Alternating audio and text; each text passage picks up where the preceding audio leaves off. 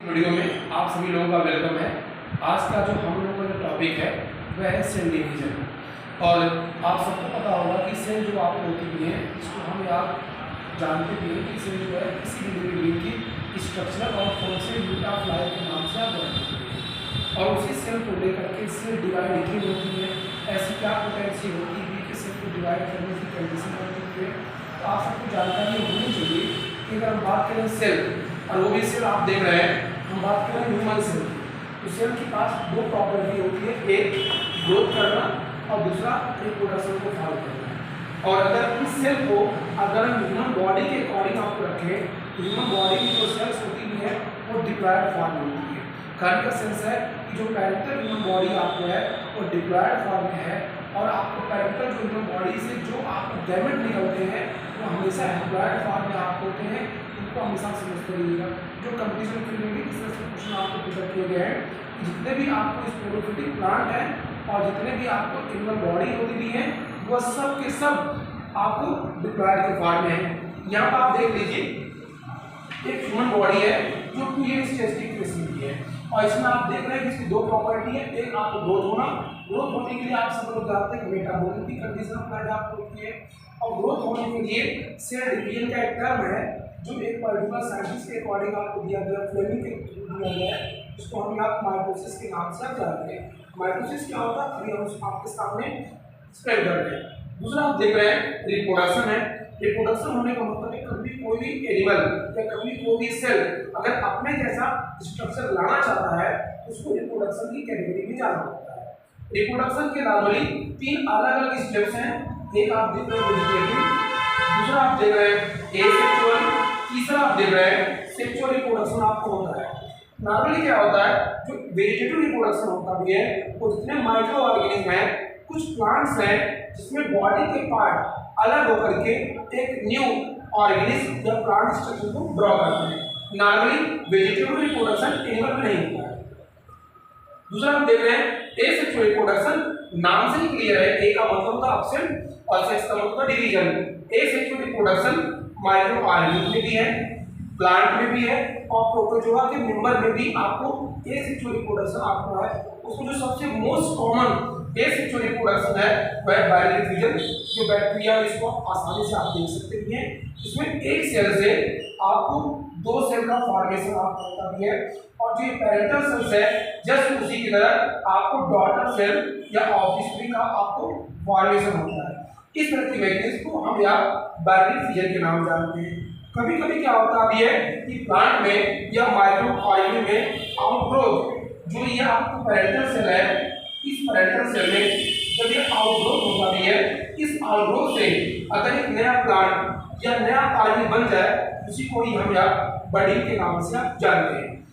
तीसरा आप देख रहे हैं सेक्सुअल रिप्रोडक्शन। इस अर्थ पर जितने भी आपको एनिमल हैं प्रोटोजोआ को छोड़ दें, अब कुछ बेसिकली हायर प्लांट्स इसमें जिम्नोस्पर्म और एंजियोस्पर्म का भी नाम आपको आता भी है, उनमें सेक्सुअल रिप्रोडक्शन होता है।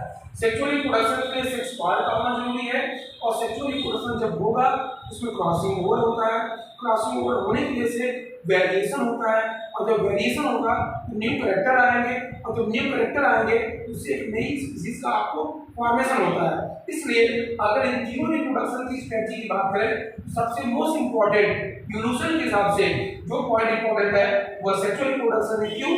क्रॉसिंग ओवर का इसमें पाया जाता है। अब आप देखें ये सभी रिप्रोडक्शन की स्ट्रेटजी के लिए हमारे सेल के पास नॉर्मली 2 तरह के डिवीजन की कैटेगरी रखी गई है, एक माइटोसिस, दूसरा आप देख रहे हैं मियोसिस।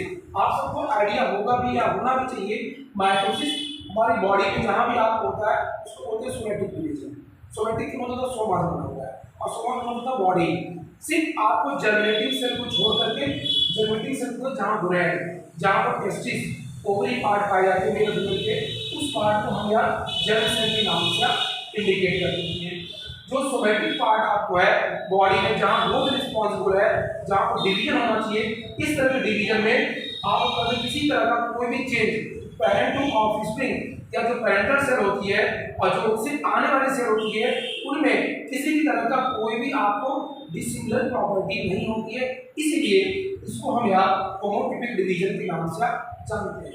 लेकिन अगर मियोसिस की बात किया जाए, मियोसिस कोई पर्टिकुलर डायग्रानिक है जिनका नाम फार्मे और न्यूले है, उन्होंने इस सब को इस्तेमाल किया है। और म्यूसिस जो होता है उसके लिए जो सेल होंगी वो हमेशा डिप्लॉयड होंगी, याद रखिएगा।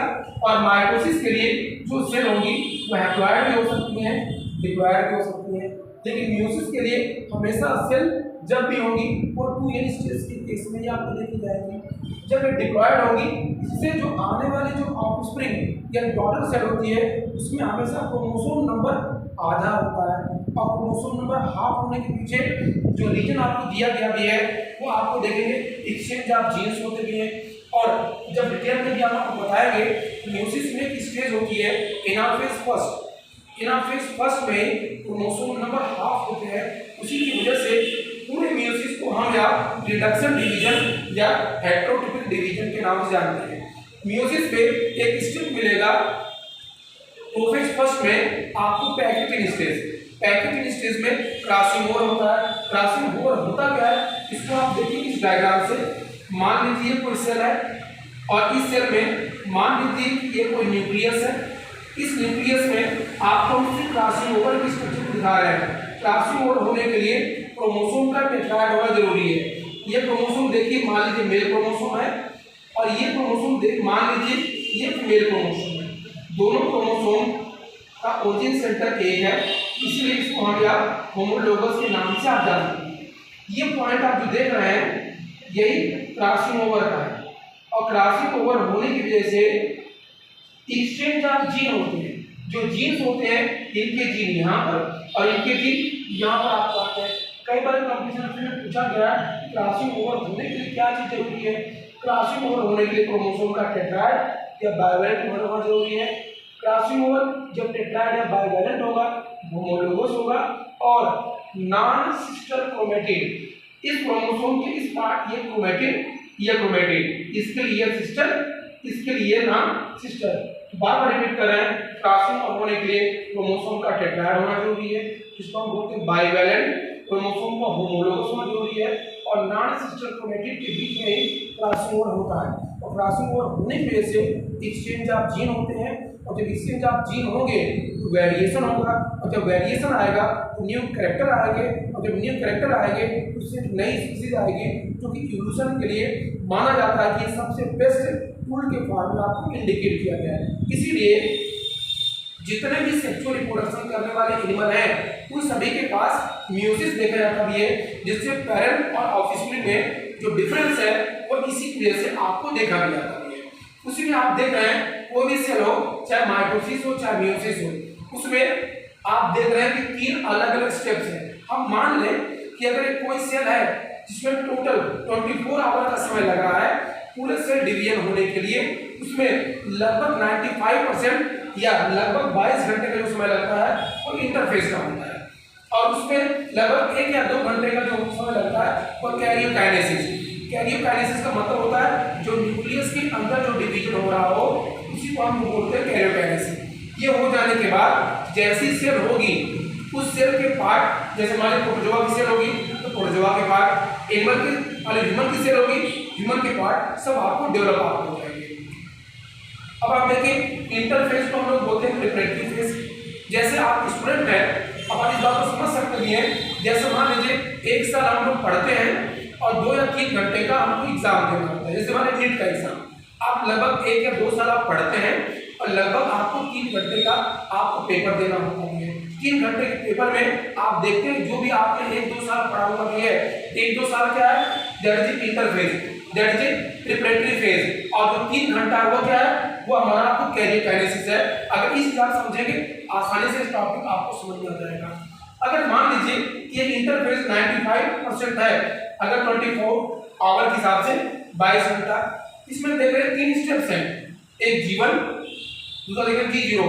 जीवन का मतलब फर्स्ट ग्रोथ फेज, मतलब पहली बार अगर कभी किसी सेल को डिवाइड होना है उसके लिए जो जो चीज चाहिए, नॉर्मली आपको सेल को प्रोटीन चाहिए, प्रोटीन के लिए राइबोसोम चाहिए, राइबोसोम के लिए आपको आरएनए का अधिक इसमें इस्तेमाल किया गया है। उसके साथ साथ दूसरे और भी पार्ट आप हो सकते हैं जो नॉन हिस्टोन से भी रिलेटेड आपको है। हिस्टोन हमने इसलिए बोला है क्योंकि यहाँ बात चल रही क्रोमोसोम की, और क्रोमोसोम और डीएनए के साथ लगभग प्रोटीन होता है, हिस्टोन होता है। अगर आपको जानकारी अगर होगी हिस्टोन प्रोटीन जो होते हैं 5 इन नंबर होते हैं। अभी इसको एक अलग टॉपिक में हिस्टोन को हम क्लियर कर देंगे, बस अभी इस टॉपिक को हम जान लीजिए। अब आप इसमें आप देखिए कुछ ऐसे भी पार्ट होते हैं सेल के जो आपको सेल डिवीजन में पार्टिसिपेट नहीं करते हैं, उनको G0 फेज में कहा जाता है, या जिसको हम या क्विसेंट स्टेज के नाम से भी आप जानते हैं। ये लगभग आपको लगभग 8 से 10 घंटे का समय होता है अगर ये 22 घंटे का है तब। दूसरा फेज आता है यस फेज। यस फेज बहुत इंपॉर्टेंट है, जिसमें डीएनए से डीएनए डबल होता है, क्रोमोसोम डबल नहीं होता है, ध्यान रखिएगा। अधिकतर स्टूडेंट कंफ्यूज रहते हैं, डीएनए से डीएनए जो डबल होता है उसको हम लोग बोलते हैं डुप्लीकेशन। और उसके साथ साथ जो हिस्टोन प्रोटीन होती है ये भी इसका फॉर्मेशन इसी यस फेज में होता है। और एनिमल सेल की प्रॉपर्टी होती है सेंट्रियोल, ये भी डबल इसी यस फेज में आपको होती है। उसके बाद अगर मान लिया जाए कि 8 से 10 घंटे हैं, 8 से 6 घंटे का समय इसमें लगता भी है। उसके बाद आता भी है G2 phase, second growth phase के नाम से इसको जानते हैं। कभी कभी होता है किसी सेल में कुछ पार्ट बाई एनी रीजन नहीं उनका फॉर्मेशन हो पाया तो आपको G2 फेज में होते हैं, जो लगभग आपको 6 से 4 आवर का घंटा इसमें आपको लगता है।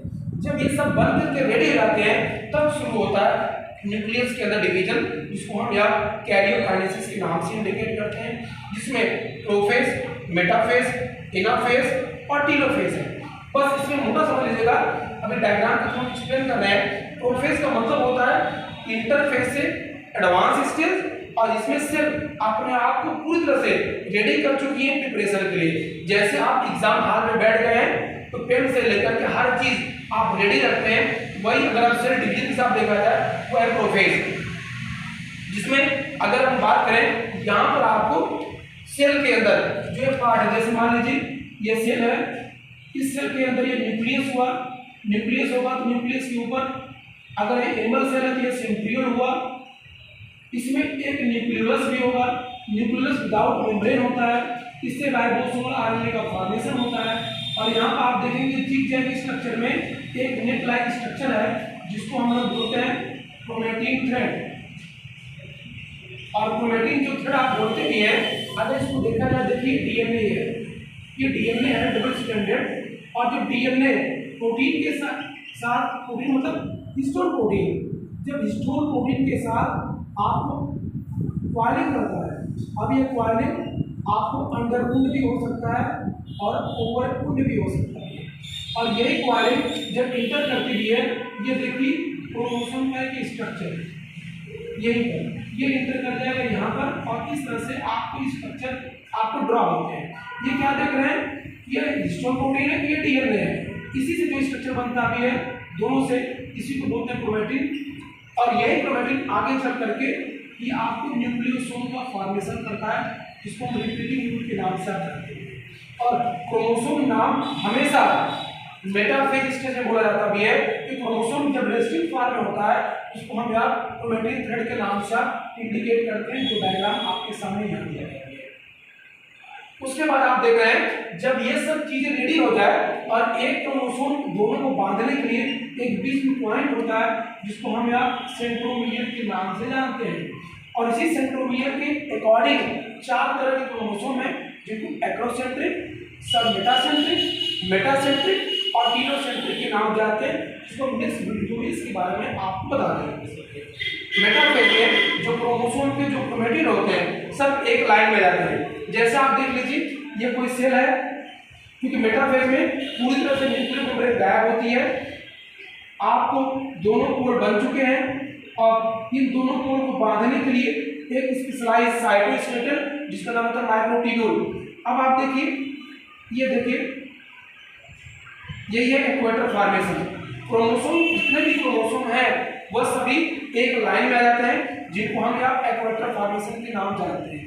अब ये इक्वेटर फॉर्मेशन माइटोसिस और मियोसिस के लिए अलग होगा, जब हम लोग अलग से माइटोसिस मियोसिस पढ़ेंगे वहाँ पे डिफाइन करेंगे। उसके बाद देखिए एनाफेज आता है, एना का मतलब अब जैसे इसी डायग्राम में देखिए कुछ क्रोमैटिन इधर चले गए और कुछ क्रोमैटिन इधर चले गए, तो आपको मिलेगा क्या, अगर माइटोसिस की बात कर रहे हैं तो माइटोसिस में आपको क्रोमोसोम के क्रोमैटिन केमिकल कंपोजिशन के हिसाब से आधे इस पोल की तरफ और आधे इस पोल की तरफ चले आते हैं, इस स्टेज को बोलते हैं एनाफेज। टेलोफेज में क्या होता है, जब क्रोमोसोम की क्रोमेटिड आधे इस साइड है और आधे इस साइड है तो दो ग्रुप बन गया लाइक दैट। जब दो ग्रुप बन जाते हैं इस स्टेज को बोलते हैं टेलोफेज। अब उसी के बाद सेल में आपको फरो होता है, इसमें देखिए सेल सिकुड़ती है और सिकुड़ने के बाद इस तरह के जो स्ट्रक्चर है और जो भी आपको पार्ट है ये बन करके रेडी है और ये सब आपको अलग हो जाएंगे एक अलग अलग। ये आप देख रहे हैं सेल फरो, अगर एनिमल सेल है तो सेल फरो, अगर प्लांट सेल है इसी के बीच में सेल प्लेट या जिसको हम लोग बोलते हैं फ्लेग्मोप्लास्ट, उसका फॉर्मेशन होता है। उसके बाद से दो सेल बन जाती भी है और जैसी सेल होगी, जैसा एनिमल होगा प्लांट होगा उसके हिसाब से उसकी बॉडी के पार्ट आ जाते हैं जिसको हम यहाँ साइटोकाइनेसिस के नाम से जानते हैं। तो आज की इस वीडियो में एक बेसिक जानकारी सेल और उसके सेल डिवीजन में कौन कौन से पार्ट आपको है उनको दिया गया है। नेक्स्ट में माइटोसिस मियोसिस को अलग अलग तरीके से सीक्वेंस को स्टेप टू स्टेप आपको नोटिस कराया।